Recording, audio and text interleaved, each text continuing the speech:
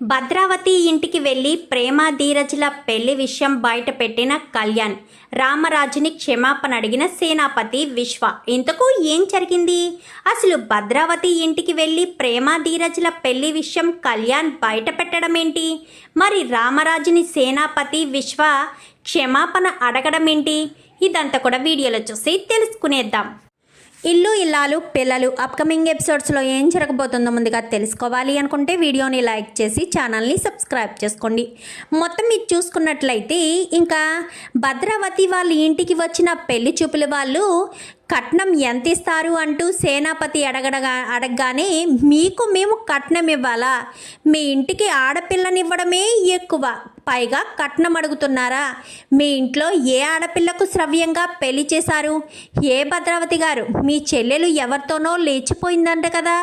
ఎవరితోనో కాదు, మీ ఇంటి పనివాడితోనే. పైగా మీ మేనకోడలు కూడా ఆ లేచిపోయినోడు కొడుకుతోనే లేచిపోయిందంట కదా. మీరు పెళ్లి పెటాకులు లేకుండా ఉన్నారంట. మీ ఇంటికి ఆడపిల్లని ఇవ్వడమే మేము గగనం, పైగా మీకు కట్నం కూడా ఇవ్వాలా అంటూ మాట్లాడేసరికి ఒక్కసారిగా సేనాపతికి కోపం వచ్చి వాళ్ళని కొట్టి అక్కడి నుంచి పంపించేస్తాడు. ఇదంతా మీ చేతకానితనమే. అప్పుడే చిన్నత్తని లేపుకుపోయినప్పుడే వాణ్ణి లేపేస్తే ఈరోజు ఇలా అవమానాలు పడాల్సిన పని ఉండేది కాదు కదా. అంతా మీ వల్లే, మీ చేతకానితనం వల్లే. నా చెల్లెలు కూడా ఆ వాడితోనే లేచిపోయింది అంటూ చాలా బాధపడుతూ విశ్వ కాస్త వెళ్ళిపోతాడు. ఇంకిక్కడ ప్రేమ కళ్యాణ్ గురించి ఎంక్వైరీ చేసి తీరామోసి కళ్యాణ్ నా వెనకాలే కదా తిరుగుతాడు అని పరుగులు పెట్టేసరికి కళ్యాణ్ కాస్త దొరికేస్తాడు ప్రేమకి. ఇంకా దొరికిందే అవకాశం అంటూ ప్రేమ చిత్త కొడుతుంది. చిత్త కొట్టి ఊరంతా పరుగులు పరుగులు పరుగులు పెట్టిస్తుంది. ఇంక ఇంటి దగ్గర ఉన్న వల్లి కాస్త నర్మదా ఇటు సాగర్ ఇద్దరు కూడా ఎక్కడికో ఇంపార్టెంట్ పని మీద వెళ్తున్నారని, పెళ్ళికి వెళ్ళట్లేదని, ఏదో లెటర్ ఉంటే ఆ లెటర్ని దాచిపెట్టి వేరే డబ్బులు ఇవ్వాల్సిన మొండి బాకీల లిస్టు ఇచ్చారని తెలుసుకుంటా, ఖచ్చితంగా తెలుసుకుని ఆ అంతు చూస్తానంటూ వల్లి కాస్త అనుకుని ఈ విషయం వాళ్ళ అమ్మకు చెప్పడం అలవాటు కదా, భాగ్యానికి చెప్పడానికి బయలుదేరేసరికి ప్రేమ కాస్త కళ్యాణ్ గాడిని తరుముతుంది కదా. అలా తరిమి ఊరి చివరికి తీసుకొచ్చేస్తుంది. ఆ పరుగులో పరుగు ప్రేమ తరుముతుందన్న విషయంలో వచ్చి వల్లినికి డాష్ ఇచ్చేసరికి వల్లి ఇద్దరు పడిపోతారు. వాడు కాస్త దులుపుకుని లేగిసి పరిగెట్టేసరికి ఏంటి వీడు ఇలా పరుగులు పెడుతున్నాడు అని చూసేసరికి ప్రేమ కాస్త ఆగరా అంటూ కర్ర తీసుకుని పరుగులు పెడుతుంది. వల్లి చూసి ఒక్కసారిగా షాక్ అయిపోతుంది. ప్రేమ ఎందుకు వాణ్ణి తరుముతుంది? అసలు ప్రేమ ఎంతలా తరుముతుంది ఏంటి వాణ్ణి అనుకుంటూ ఆశ్చర్యపోతుంది. ప్రేమ తరమడం, ఈడు కళ్యాణ్ గాడు పరుగులు పెట్టడం ఇద్దరిని కూడా ధీరజ్ చూస్తాడు. ప్రేమ అని చెప్పి ప్రేమ వెనకాల ధీరజ్ పరుగులు పెడతాడు. ఒక చోటికి వెళ్ళేసరికి కళ్యాణ్ కాస్త కింద పడిపోవడంతో కళ్యాణ్ గాడిని చిత్త కొడుతూ ఉండేసరికి ఏమైంది ప్రేమ, వీడినెందుకు కొడుతున్నావు? వీడు మళ్ళీ ఏం చేశాడు అనగానే ఇన్ని రోజులు నేను డల్గా ఉన్నానని చెప్పి బాధపడ్డావు కదా, వీడే చేశాడంతా. వీడితో ఉన్నప్పుడు ఫొటోస్ పంపించి కావాలని వీడిదంతా చేశాడు అని చెప్పనేసరికి, అంటే ఇన్ని రోజులు నువ్వు బాధపడ్డానికి దిగ్భ్రాంతికి గురవ్వడానికి కారణం వీడా అనగానే అవును వీడు నన్ను రూమ్కి తీసుకువెళ్ళింది, హోటల్ రూమ్కి తీసుకువెళ్ళింది అంతా కూడా వీడియో తీసి నన్ను బెదిరిస్తున్నాడు. వీడి సొంతం కాకపోతే ఆ విషయాలు బయట పెడతాను అని నన్ను బెదిరిస్తున్నాడు ధీరజ్ అని చెప్పి అనేసరికి ఇద్దరు కూడా కొట్టి ఆడికి వార్నింగ్ ఇస్తారు. వార్నింగ్ ఇచ్చి పద ప్రేమ వెళ్దాం, ఇంకొకసారి నీ జోలికి రావడానికి వాడు భయపడతాడు అని అక్కడి నుంచి ధీరజ్ని కాస్త తీసుకుని ప్రేమ ఇద్దరు వచ్చేస్తారు. కళ్యాణ్ కక్ష పెంచుకుంటాడు. ఈ ధీరజ్ గాడు ఉన్నాడనే కదే నువ్వు ఎంతలా రెచ్చిపోతున్నావు. ఈ ధీరజ్ గాడు నీ లైఫ్లో లేకుండా చేస్తాను. ఎందుకంటే వీడినేమి నువ్వు ప్రేమించి పెళ్లి చేసుకున్నావని మీ వాళ్ళు నిన్ను వాళ్ళ ఇంటి నుంచి దూరం పెట్టారు. అసలు వీడికి నీకు మధ్య ప్రేమ లేదన్న విషయం తెలిస్తే వీడి నుంచి నిన్ను శాశ్వతంగా దూరం చేసేస్తారు. అప్పుడు నువ్వు నాకు నా కక్ష తీరినట్టు అవుతుంది. ఈ ధీరజ్ గాడిని సొంతంగా ధీరజ్ గాడు అండ దొరికిందనే కదా నువ్వు నన్ను ఇప్పుడు కొట్టావు అంటూ చాలా కోపంగా కళ్యాణ్ కాస్త అనుకుని అక్కడి నుంచి పడి లేచి అక్కడి నుంచి వెళ్ళిపోతారు. ఇదంతా కూడా దూరం నుంచి వల్లి చూస్తుంది. కానీ వల్లికి ఏం అర్థం కాదు. ఎందుకంటే దూరం నుంచి చూసేదానికి మాటలు వినిపించవు కదా. వాడేం తప్పు చేశాడో, ప్రేమ ఎందుకు వాడిని కొడుతుందో, ఏ దొంగ అయినానేమో, ఏదైనా దొంగతనం చేయబోతే ప్రేమ పట్టుకుని కొడుతుందేమో అని అనుకుని సర్లే ఏదైతే ఖచ్చితంగా తెలుస్తుందిలే, ముందు ఈ విషయం అర్జెంటుగా అమ్మకి చెప్పాలి అని చెప్పి అక్కడి నుంచి కాస్త వల్లి వెళ్ళిపోతుంది.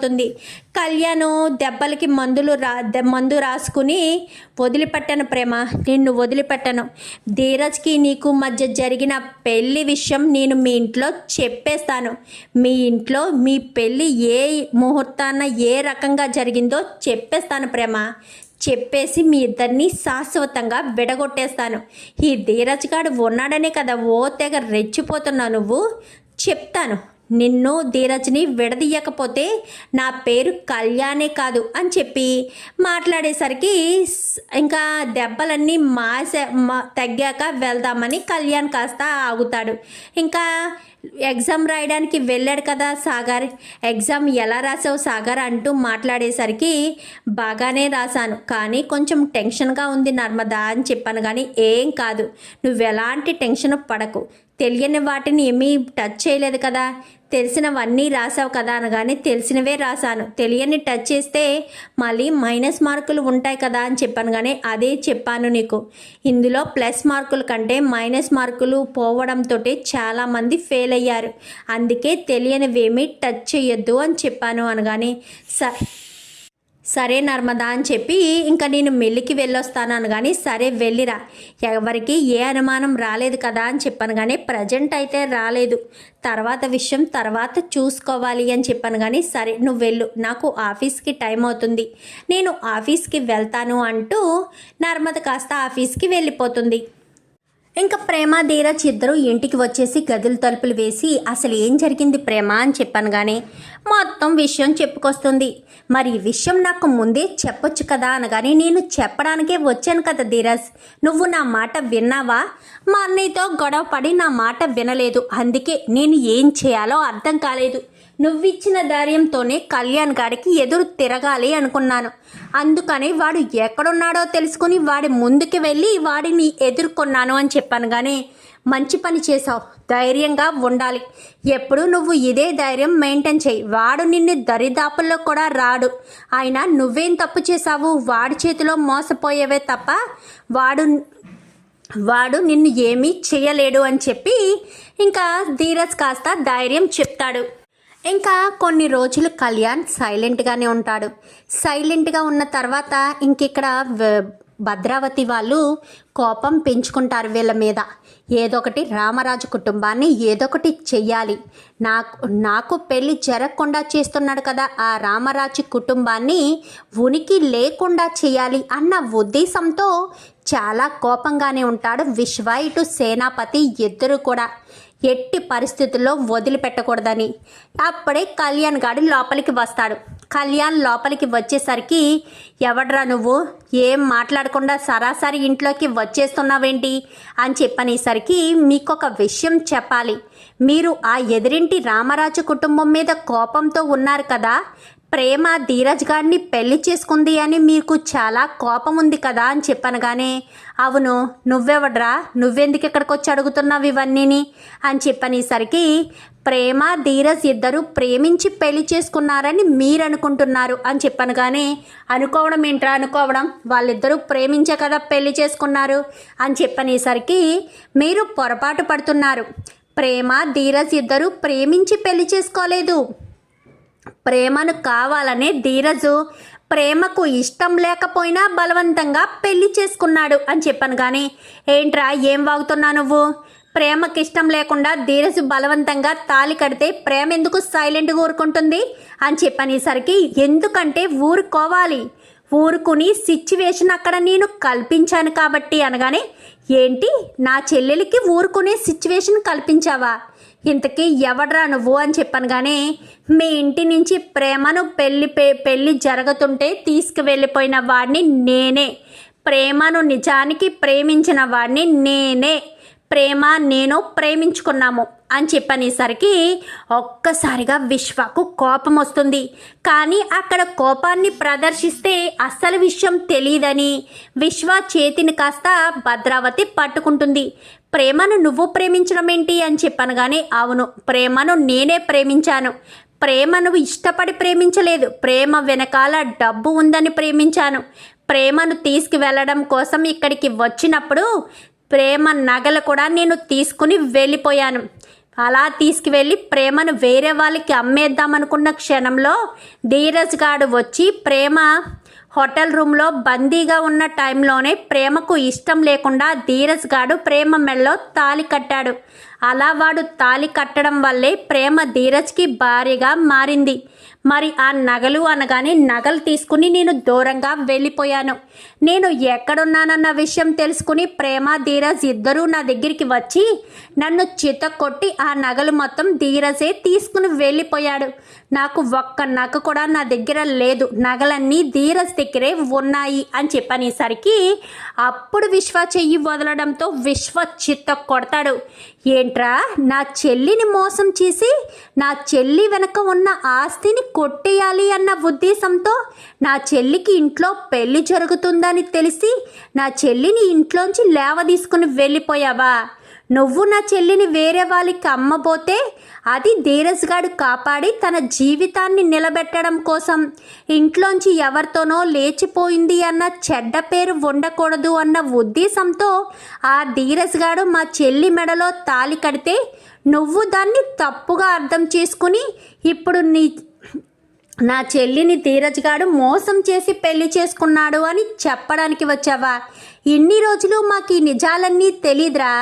ధీరజ్ గాడే నా చెల్లిని మోసం చేసి మాయ మాటలు చెప్పి ప్రేమించి ఆస్తి కోసం పెళ్లి చేసుకున్నాడేమో అనుకున్నాను.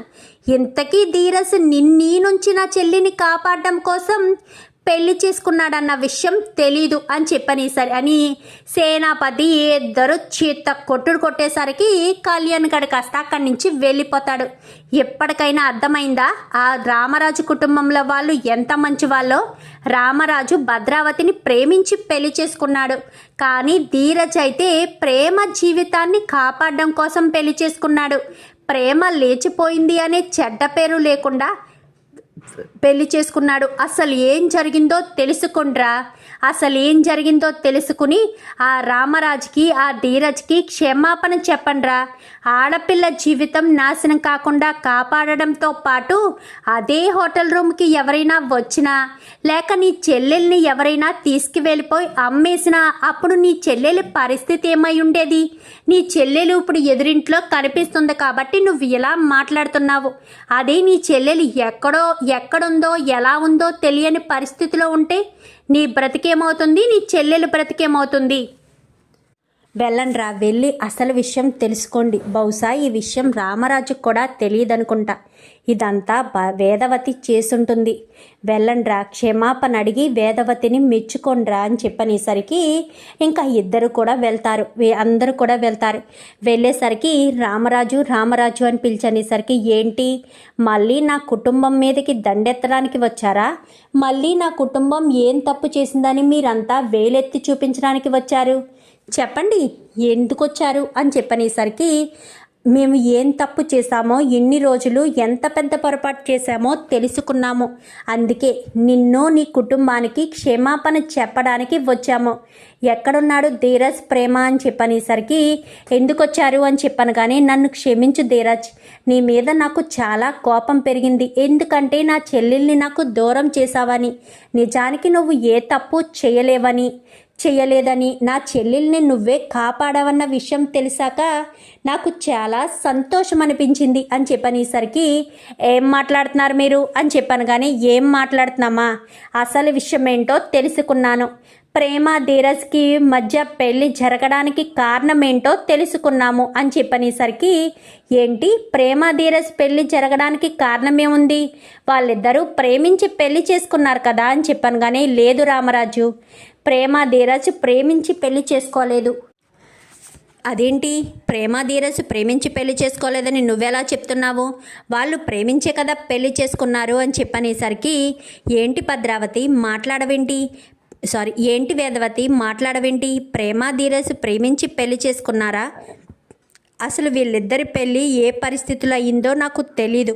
కానీ మా ప్రేమ జీవితాన్ని కాపాడడం కోసమే ధీరజ్ ప్రేమ మెడలో తాళి కట్టాడని, ప్రేమను మరొకడు తన జీవితాన్ని నాశనం చేయడానికి ప్రేమించాను అంటూ మోసం చేసి తన్ను తీసుకెళ్ళి ఒక హోటల్ రూమ్లో బంధించి తనను వేరే వాళ్ళకి అమ్మేయడానికి ప్రయత్నిస్తే ధీరజే మంచి మనసుతో ప్రేమ జీవితాన్ని కాపాడడం కోసం ప్రేమ మెడలో తాళి కట్టాడన్న విషయం తెలుసుకున్నాము. ఆ కళ్యాణ్ గాడే వచ్చి చెప్పాడు అని చెప్పనేసరికి ఒక్కసారిగా షాక్ అయిపోతారు. ఏంటి, ప్రేమ జీవితాన్ని కాపాడడం కోసం ధీరజ్ ప్రేమ మెడలో తాళి కట్టాడా, ఏం మాట్లాడుతున్నారు మీరు అని చెప్పనేసరికి, అవునండి, నిజానికి ప్రేమ ధీరజ్ ఇద్దరు ప్రేమించి పెళ్లి చేసుకోలేదు.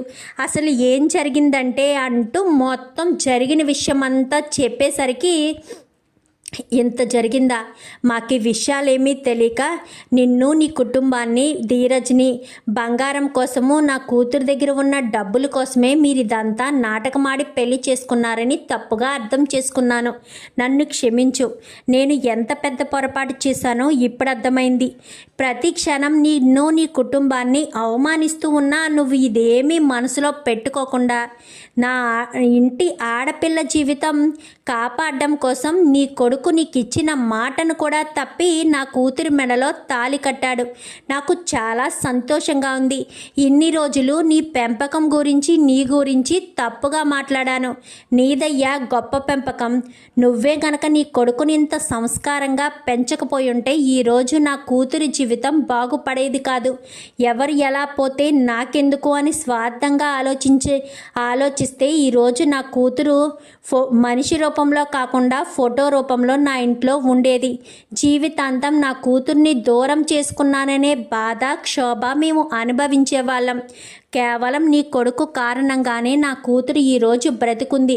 నీ కొడుకు నా కూతుర్ని ఎంత ఇష్టంగా చూసుకుంటున్నాడు కాబట్టే అక్కడి నుంచి రాకుండా నీ దగ్గరే ఉంది అని చెప్పి మాట్లాడేసరికి, ఈ విషయాలన్నీ నాకు తెలీదు.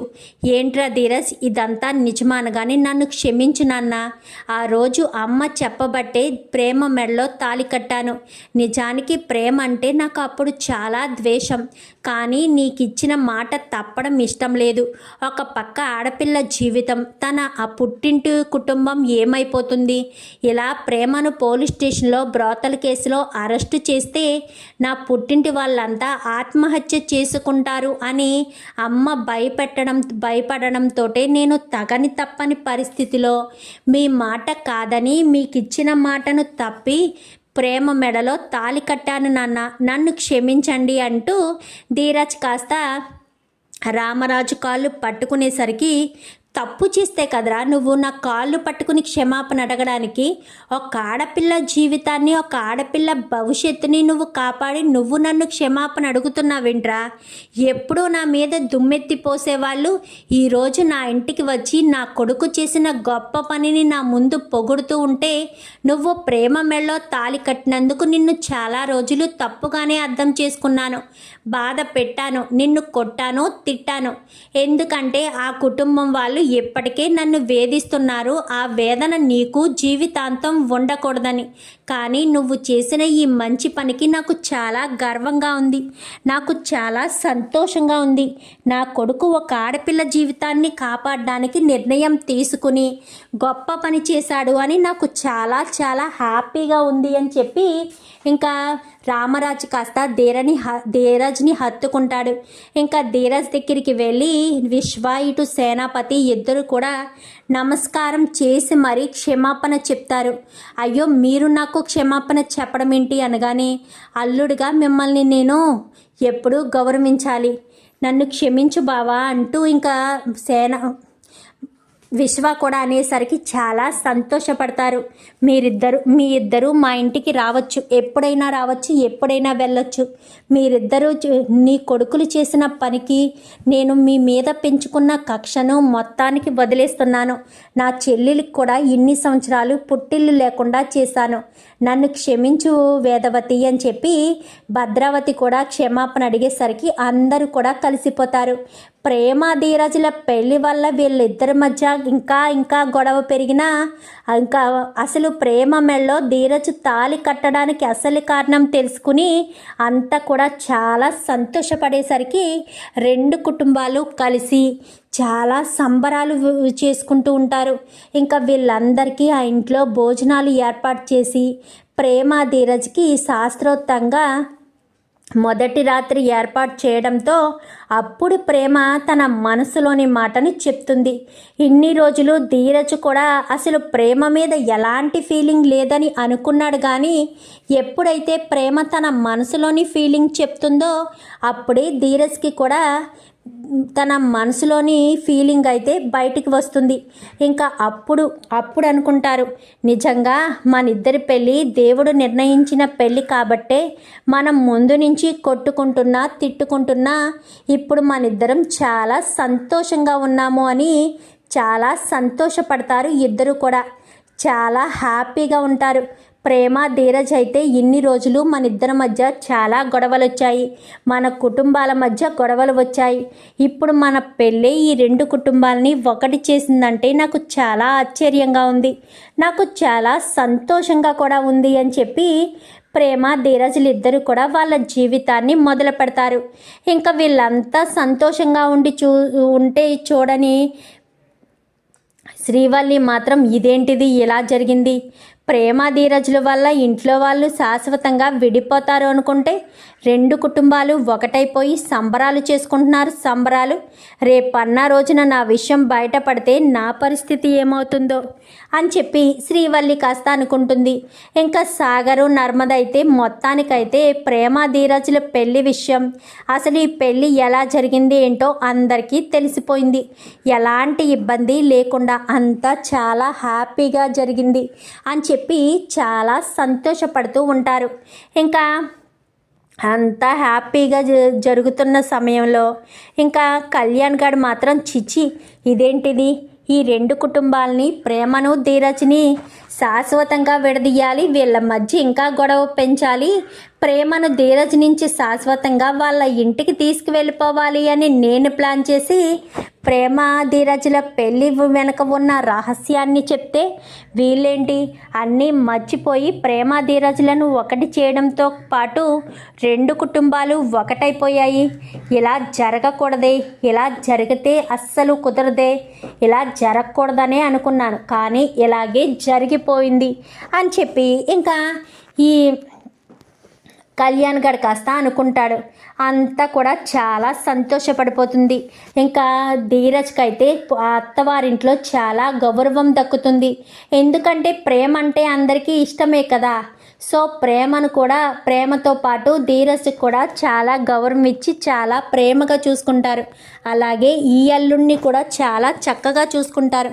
ప్రేమ ధీరజ్ల పెళ్ళి వల్ల రామరాజు వేదవతి కూడా వాళ్ళ అత్తవారింటికి పుట్టింటికి దగ్గరవుతారు. రామరాజుకి పుట్టింటి వాళ్ళు లేకపోయినా అత్తవారింట్లో ఆ జరగాల్సిన గౌరవ మర్యాదలన్నీ కూడా కొడుకుతో పాటు చాలా సంతోషంగా జరిగేసరికి నా కొడుకుని ఎప్పుడూ మీరు తిడుతూ ఉంటారు, నీ కొడుకు అంటూ ఉంటారు. ఇప్పుడు చూసారా, ఆ కొడుకే నన్ను నా పుట్టింటికి చేర్చింది, మిమ్మల్ని మీ అత్తవారింటికి చేర్చింది అని చెప్పనేసరికి అవును బూజమ్మ, ఎప్పుడు ఆ చిన్నోడు అల్లా చిల్లరగా తిరుగుతాడనుకున్నాను, కానీ నువ్వు నన్ను మోసం చేసావు కదా, నువ్వే పెళ్లి చేసి నాతో ఒక్క మాట కూడా చెప్పలేదు కదా అనగానే చెప్పే ధైర్యం చేయలేకపోయానండి, చెప్తే మీరు నన్ను ఎక్కడ దూరం పెడతారో, పుట్టింటికి దూరమయ్యి భర్తకి దూరమయ్యి నేను బాధపడుతూ ఉండాలని చెప్పలేకపోయాను. నన్ను క్షమించండి అనగానే చచ్చా సరదాగా అన్నాను. నువ్వేం తప్పు చేసావని క్షమాపణ అడగడానికి? నువ్వు చాలా మంచి పని చేశావు, ఎలాంటి తప్పుడు పని చెయ్యలేదు అని చెప్పి రామరాజు కాస్త బుజ్జమ్మను మెచ్చుకుంటాడు. చూద్దాం మరి రాబోయే ఎపిసోడ్స్లో ఈ రకంగానే జరగాలని మీరు కూడా కోరుకుంటే వీడియో నచ్చితే లైక్ చేసి ఛానల్ని సబ్స్క్రైబ్ చేసుకోండి. Thank you.